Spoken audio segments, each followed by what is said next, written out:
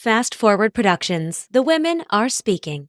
The vessel that I use to do that is sometimes acting and sometimes it's Yo Gabrielle. So to me, it's all a part of what I do to get that mission out there. And I think the people that are asking that question truly separate themselves as an actor from their mission. Or maybe their mission is to be like a famous actor, but because that's not my thing, acting just falls underneath my umbrella of how I get my mission out there. So it doesn't ever feel like to me that I have to pick between, am I going to still be doing acting? It's like, yeah, I'm still going to be doing acting because that's another way to get that out there.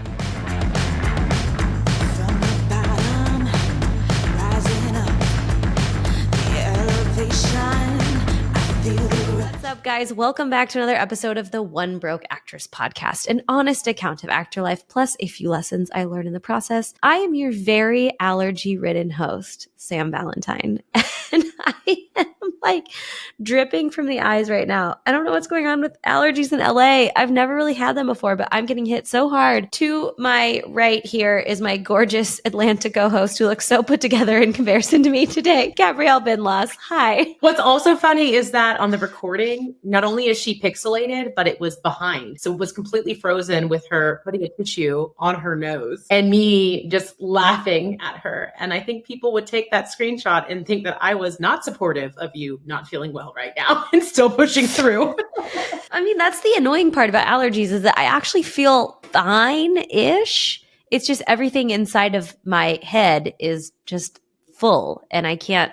Oh my God. It's just annoying. It's just from someone who's, especially for our listeners who live in any body who is not 100% abled, I send so much love and care because just one little ailment and I'm not ideal. Down for the count. I mean, she's not telling you guys the truth. She's been working with me for the past 5 hours. So she could have easily been like, I've got allergies, I'm going to bail. But instead, we've just been doing all the stuff we need to do with tears running down Sam's face the entire time. It's no big deal. This is one of the things that makes working from home not great. You can always work. Instead of my desk being in a standing position, instead of being very active, I'm cozy. I have a cup of tea.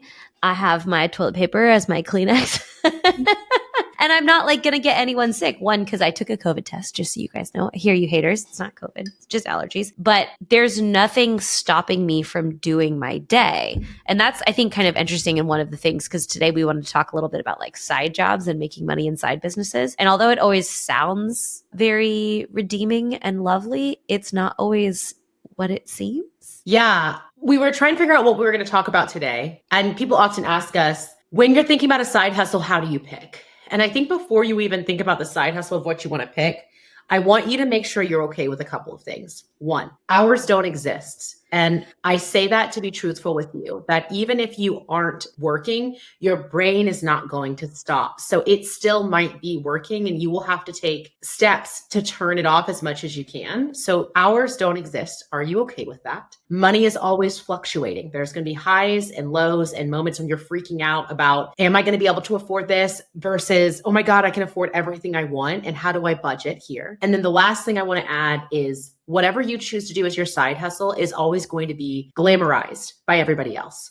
People that are working typical 9 to 5 are always going to feel like you have it better. And that's a hard struggle because you can't really relate with them on why it's hard to have your own side hustle. It just looks like it's a sexy thing that you can work from home. And as you see right now, the reality is it's a trip, dude. It's a trip that we choose to go on every day because it benefits us more ways than it causes us strife. But there's definitely grass is greener on the other side when you have a 9 to 5. So before you even look into, do I want to get a side hustle? I'm going to need you to go through that checklist and see if it makes sense for you. Yeah. And you think, I kept telling myself the same shit we tell ourselves as actors, well, once I get to this point, I won't worry anymore. Or once I hire someone to do this job, I won't spend all my free time thinking about it. And things shift and your brain changes, but you're going to think about other things. I used to go to bed circa 2021, really thinking about Reels covers. And I was like, do I need to solidify all my Reels covers and make them look the same? It was so stupid, but it took up so much space in my brain. It was fucking crazy. And now I don't really care about that stuff as much, but now I'm like, man, if I hire one extra person, do I have the bandwidth to also give them directive and also give them feedback and also like take care of their needs? But also I could use someone for the output, but would it benefit the cost of the person? Like it's just all this stuff that you don't even think about. Like it adds up so fast. And I think it's interesting because we're standing at a point where we both pay distinctly a good deal of our bills from our home jobs. And I think people have heard my story quite a bit, but I would love to hear how you started Yo Gabrielle and how Gabrielle Byndloss as a brand has become a thing that you do as someone who works from home. Okay. One thing I want to just note before we even get into this is like, I think it's a really beautiful thing that you have tears streaming down your face from allergies and you are still recording. And it's like, the juxtaposition between the two of us. So Sam is, and she said it before, concerned about making sure people like her. So she will ensure that her words and stuff hit the people the way she wants it to hit.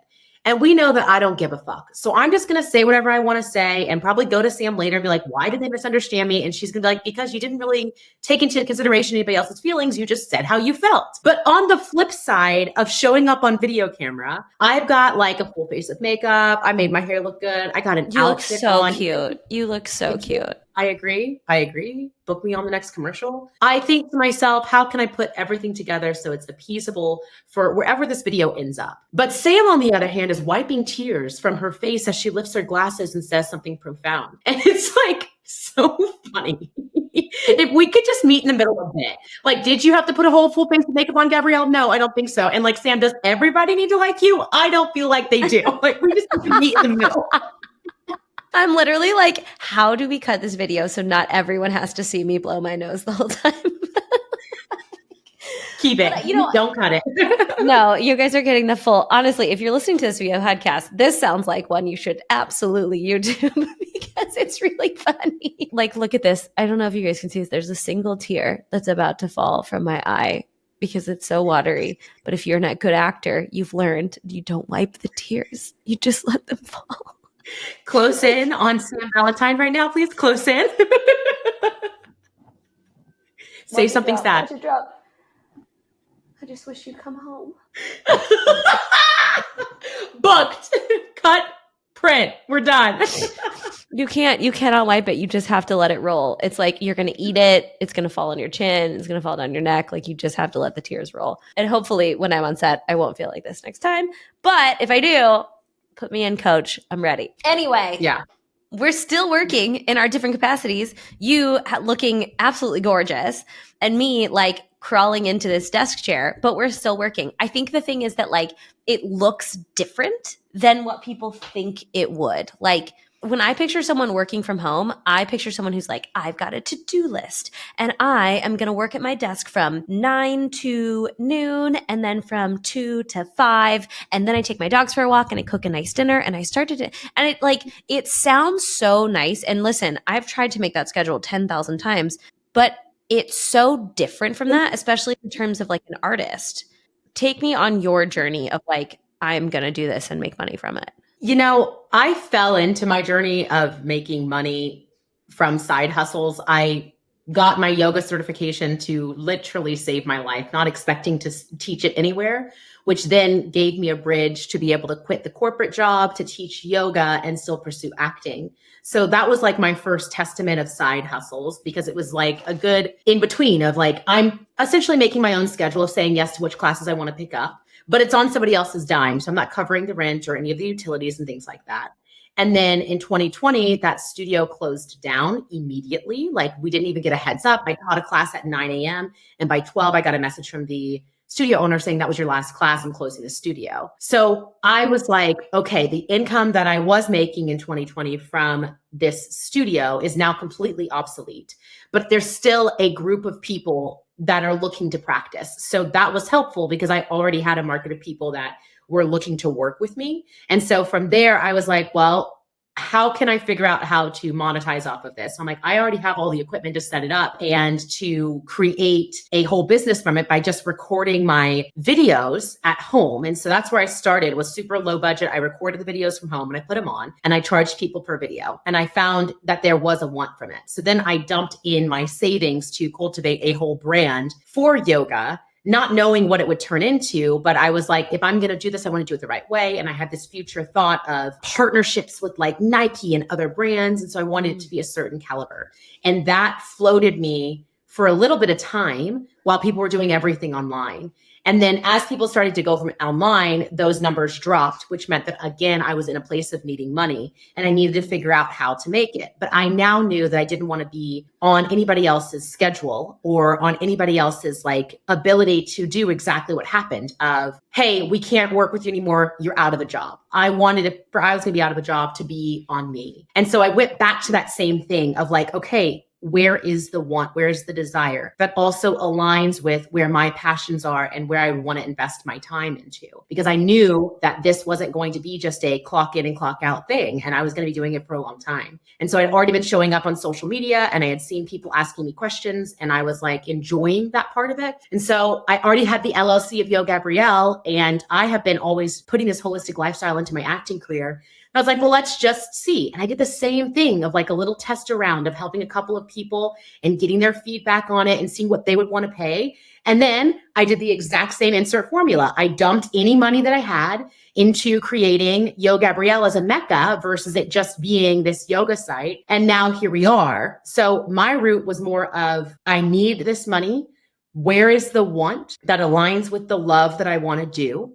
Let me test it out with a small group of people. It worked. Let me go 150% and see what happens. And now here we are. Yeah. What was the process like for you of having to accept people's money or not count people's money for them? Because I think sometimes actors reach out and they're like, yeah, I want to do this thing, but I don't want to be salesy. And we have a lot of content about this in different aspects, but I'm curious about yours. Was this ever an issue for you? So I think there's two issues there, right? Having to charge people is an issue of worth. Do you feel like you are worthy of having to charge people? That is going to be a question you need to answer if you want to open up your own business because you're not going to make any money. And you're always going to try to sell yourself short when you're starting off because you just want to get customers. So you're like, oh, I'll do it for this and I'll do it for that. So I think that's like the worthiness issue, which I didn't have an issue of saying like, I'm going to have to be salesy and charge people. I had an issue of, do I have the qualifications to be able to charge people? And I think when you create your own side hustle, the reason why it's your side hustle is because there's no qualifications for it. Otherwise, you would be doing it for a big box place, right?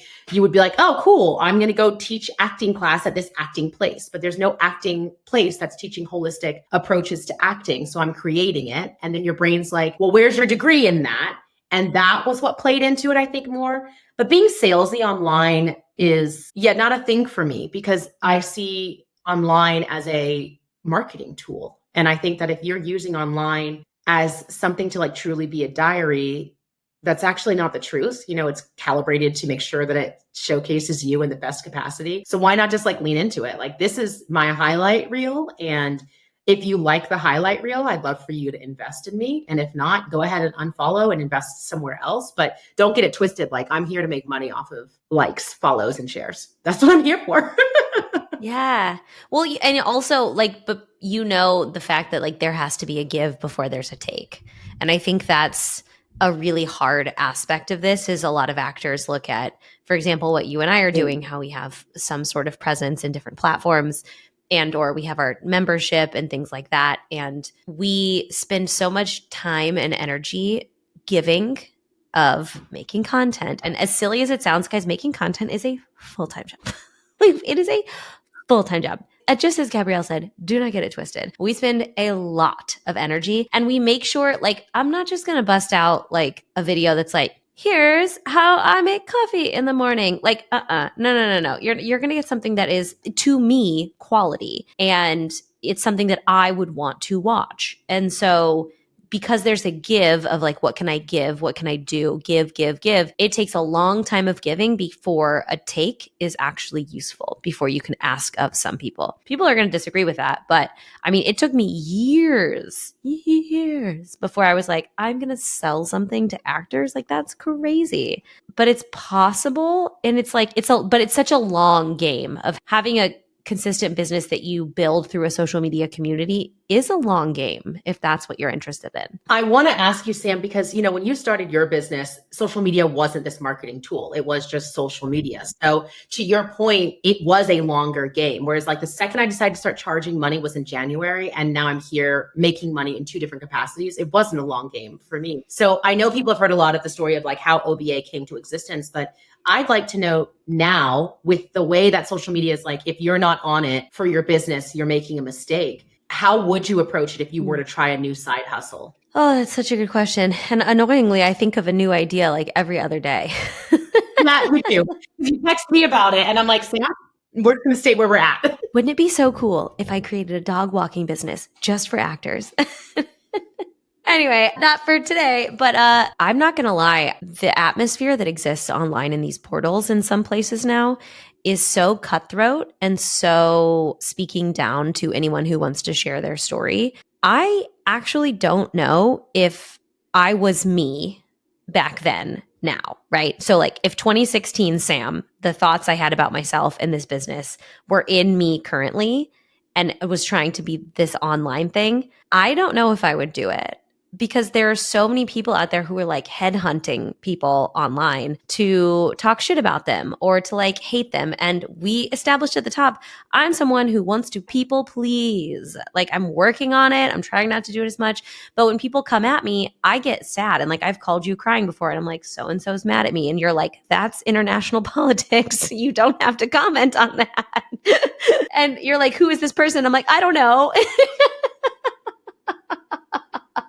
I care a lot. And so I actually don't know if I would be doing this in the capacity that I'm doing it right now. I think that there would have probably been a lot of working for other people before I could stand on my own. So maybe being people's like social media assistants, for example, and learning. Like that is one way I like to learn, is to work for others and see what I can glean and learn, and all of the online videos and all of that stuff.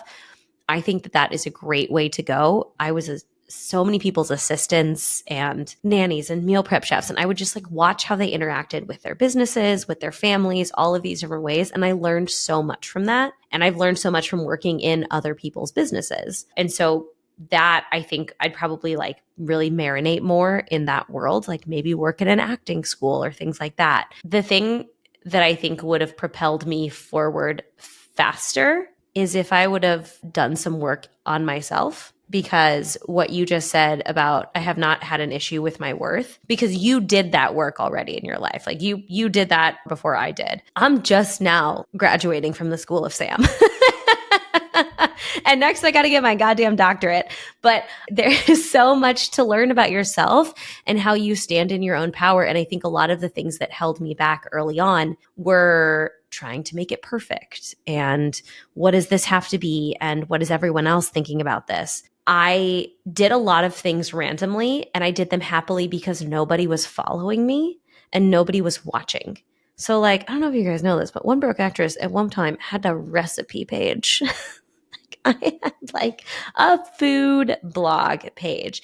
Yes, because I was doing, if you got to see the face, Gabrielle's face right now. I was doing a job as a meal prep chef. Like I was doing it privately for a couple of families. And so I thought, well, this could like integrate in here for sure. I don't know. Let's see, because nobody was looking. It was the perfect time.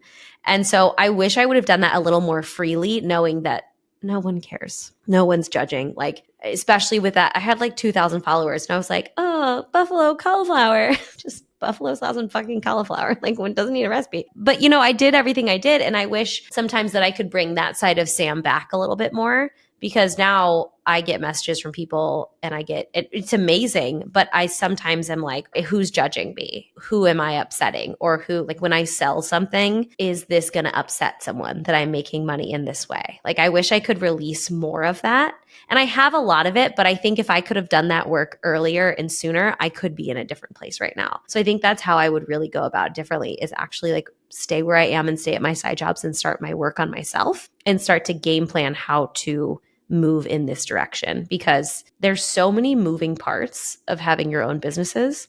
And I think sometimes our brains jump to the fun stuff of like, oh, I'll have my social media and I'll have a personality and I'll have an email and all this stuff. It's like, cool, cool, cool. How do you pay your taxes? How do you invoice people? Do you have a logo? What are your hex colors?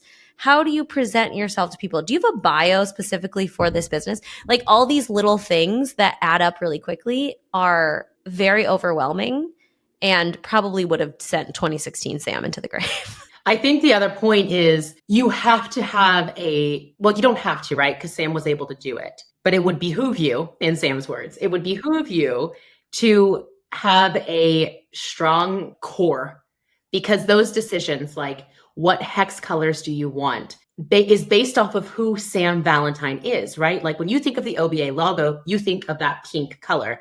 You think of pink, you think of Sam, like it's related to her. Could you imagine if the OBA logo was just black and white? You guys would not feel like Sam was represented in it. And even that Sam before was enough to be able to know like, okay, I want this hex color or whatever. But there's so many decisions in your life of side hustles that you're going to have to be able to make from that core. And so it would just be easier to have that foundation while also learning from somebody else, so that you know, like, okay, great. In the future, I'm going to have to know what hex colors I want to pick. And this person picks those hex colors using this process. So I'm going to take that process and also take my core values and find hex colors that work for me. You just repeatedly do that process on every single decision as a side hustle, from hex codes to, am I going to change this from an LLC to an S Corp? And how do I want to file my taxes? And those are big questions that you can't look into a handbook or call somebody up in the business and ask them how to do it. It has to be a lot of trusting yourself and being okay to make mistakes and being okay to like go back on what you said. And to Sam's point, if you say something wrong on the internet, you're going to have to say, okay, I didn't mean to do that, or explain yourself. And that's a hard place to be. Yeah. And that's something, listen, I've done that. Like there's early podcasts of me that like, I'm proud of myself for going after this and like pursuing this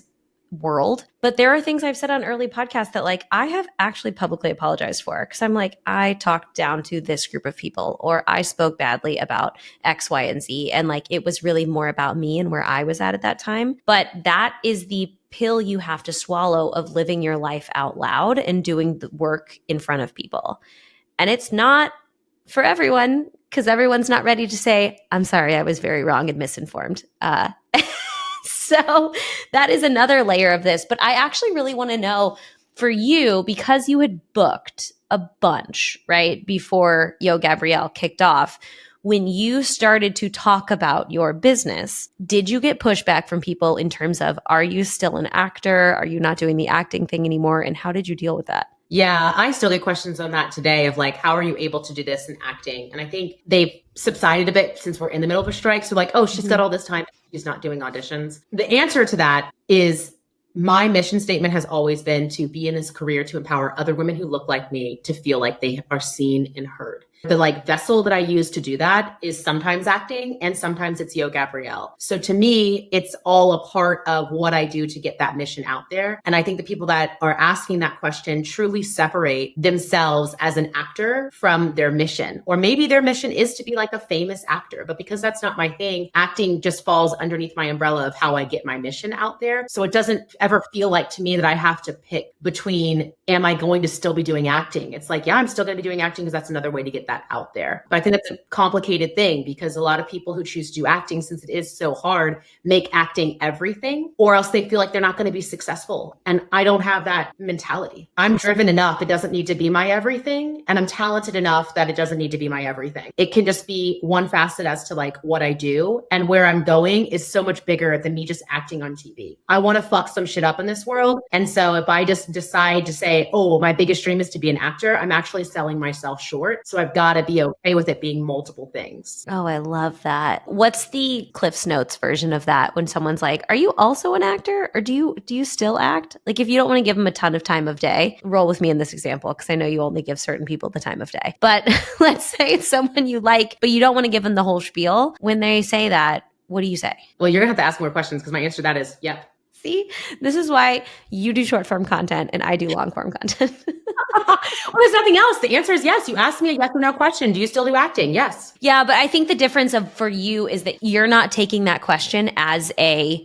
bullet to the body. You know what I'm saying? Like you're not taking that as some sort of attack. Which is surprising because I almost take everything as an attack. Yeah, we talk Gabrielle down a lot. Listen, I don't think you're coming for me even when you give me a compliment. You should just know that about me. I'm like, so what are you trying to say? It's like, I just was trying to say that you look pretty today. Because I did it the other day. She's like, can you believe so-and-so said that to me? And I'm like, oh my God, that's so nice. They wanted to learn from you. She was like, oh, I didn't really see it that way. And I was like, 100% that's what they meant. They're coming to me and they want everything I own. That's what they're, no. Anyways, I think, yes, because it's not a bullet to my body, I am not thinking, how do I defend my title as an actor? I'm thinking the answer is yes. And I think I'm also thinking it's not worth my time to explain this to you because we think in two different ways, because you asked that question. I wouldn't actually look at anybody's profile and be like, wow, they're doing this. Are they not doing that anymore? I'd be like, wow, what a beast doing all of it. So it's not really worth my time to try to explain anything besides like, yeah, I am, and leave it there. Yeah, I think we can take pages out of that book. To close our thing out, because Sam is so good at asking me questions, but this is supposed to be a joint podcast episode. Sam, what steps would you tell somebody that was like, okay, I do want to do a side hustle. I don't think I want to do the internet portion of it because I get it. Not everybody wants to do what we do. What steps would you tell them to take to like find where they should focus on their side hustle? The easiest thing for me was to start realizing what people were coming to me for, which is almost exactly what you said, which is like, where is the want? Where is the drive coming from? And for me, it started out as people were like, hey, can you help me with my podcast? I had people from all over asking me to help me with their podcasts. And One Broke Actress had already existed at that point. So actually making the big turn into what is actually probably my biggest side business, the company that employs 5 actors, which is crazy, of Fast Forward, was something that I realized people are coming to me for this. People are coming to me for the same thing with the acting stuff. I did it with One Broke Actress. I didn't think that I had something to share until I was a big booking actor. That's not true. People like the process. So I thought, well, with podcasting, it's very similar. Like not everyone can afford an audio engineer at $250 an hour, but they might want some help with their podcast, or maybe they do want to pay a higher level for a service. And so it started out as just that little, oh yeah, I'll do that. I charge this much for it. And that is the hardest sentence to say if you've never said it, especially when someone's like a friend of a friend. So like, hey, so-and-so said you could like help me with my podcast. I'm like, sure, it's $150 for a 45-minute call. And here's the link if you want to check it out. Like it's hard to do until you start doing it regularly. And then, from there, I'd say, so start to note, what do people come to you for? What do they think of you as? And then question if you want to make it into a money thing. Because I will tell you that not everything that is a hobby should be monetized. I still love podcasts, but now I see them in a business way. Just like when I'm watching movies and TV, I'm like, I wonder how they did that stunt, and like Crafty is set up to the side somewhere. And I wonder if that actor ate lunch before they did that scene, or if they just did it. Like you lose some of the magic of something when you decide to make it a business. So decide if that's something you're willing to lose the magic of. I made the same mistake when I was a fitness trainer. I lost a lot of magic and a lot of love for that work for a while, and I had to step away. And I'm like, this is not the thing that I need to make money from. So I would question that, and I would really sit with it. And then I would make a game plan of ways you can start to implement to get away from your current jobs. Because the worst thing I think people can do is to quit everything and just go with zero. Like some people are 0 to 60 people and that's fine. But like, I really like groceries. So I have to have jobs. So I would say start to think about, okay, great. Well, if I'm at this serving job and I hate it and I want to start a business where I walk people's dogs, back to that example. Great. That is a big service in a lot of big cities. Awesome. What do you need to do that service? Do you need to have a website? Great. Don't quit your job. Start building your website. Okay, great. What do you need? References. Can you start walking dogs for your neighbors on the weekends, maybe for free to get a few beta clients? Okay, great. Now we can like start to see the path of when you're going to quit your job and like how do you guarantee that income is coming in? Do you want clients on a month to month basis? Do you want clients who pay you consistently? Like how do you take money from clients? Is it going to be Venmo? Is it going to be an invoice situation? Is it going to be Stripe? Is it going to be Dubsado? Like those are things that you want to start to slowly figure out and not wait until the pressure is on to be like, I have to figure out this out today or else I won't make money. Like don't do that to yourself. Start to watch a shit ton of YouTube. Start to watch a shit ton of Skillshare. Those are all places where you can learn other skills that you might not know that you might need for this process. And I think having that long-term game plan, maybe 2024 is the year you start to work in your side job, but you don't quit your other jobs yet. And yes, I can hear everyone knowing, thinking, but this is going to take away from my acting. And I'm going to tell you, maybe temporarily, your focus will be elsewhere. But is it worth it to establish a baseline of a life you enjoy in the process so that you can do this acting thing for longer? Because for me, that was a hard yes. And by the way, it doesn't mean you have to work, but you have to like start an LLC or something. This could mean like you start to work your way out of your side job and into a freelance thing where you work for other people. Cool. That's also a thing. I think that we're so like holding tight on like, but I have to be in class and I have to be achieving and I have to be updating my resume. And it's like, if you told your agent, hey, I'm building a side business so I can absolutely pay all of my bills next year by myself and I'm going to be so free to audition, it just might make me a little less available for the coming months. I have a good feeling that your agent would be like, oh, that's so interesting. Tell me more. Or like, fucking good for you. Or do you want to take a break while you do this and come back? Like there are so many other ways to approach this conversation other than like acting has to always be number one and everything else has to take up your free time. Like, no.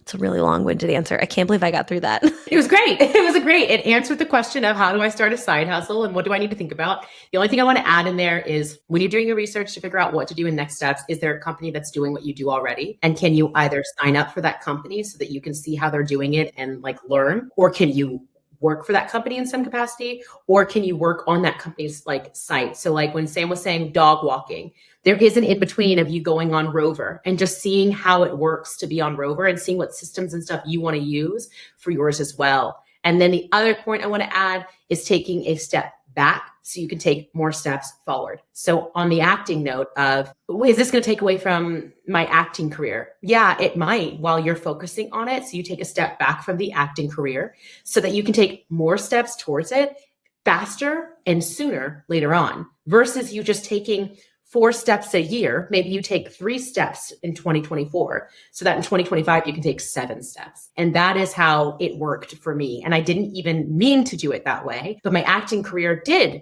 take a little bit of a hit. But since I wasn't attached to it being the only thing, and I knew I had longevity, right after I decided to do what I did, I booked 4 recurring guest star roles. So I did take a step back and I didn't book anything. And then I booked 4. And I guarantee you the reason why I booked 4 is because I wasn't so stressed out about money. I was like, what? I don't have, let's tape it. I've got 4 clients later on today. So I can't actually just sit around here and stare at this sheet for 15,000 hours and figure out the best thing. I got to just put it on tape and rely and trust that I've got it because the thing that's actually bringing me money is happening in 2 hours. And that's how I was able to take those bigger steps forward. So it's important to allow yourself to step back from your acting career, even if it's just a minor step, so you can step forward later. And this is a great way to do it to create stability for you if you feel like you don't have it. Yeah. And you know what? This episode's coming out right before Thanksgiving and we're going to be off next week. So you guys don't have content coming. You got some time to sit with yourselves. We're coming towards the end of the year, time to reflect, time to sit down. This might be a time, bust out that journal, start thinking about these things. And by the way, if you're one of our TM members, we have a workshop in the guest sections with my business coach all about building your own side business. So you guys are access to that too. Yeah, I think this is really helpful. And I think people really like this conversation, even through my sniffles. Thanks, Gab. You're the best. Yeah, you're welcome. Love you. Love you. Guys, I will talk to you week after next because next week is Thanksgiving. Okay, bye. Bye.